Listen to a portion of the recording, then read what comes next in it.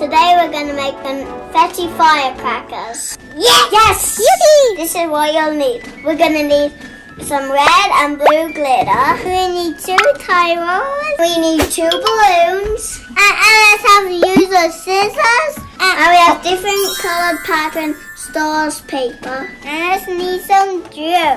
Let's do this. You need a toilet roll. You need the scissors. You're going to cut the top off the balloon. You pull the balloon over the top of your toilet paper like this. Then you tie a knot at the top so nothing gets out of it. Now we're going to cover the bottom of our toilet paper with beautiful paper. Let's do this.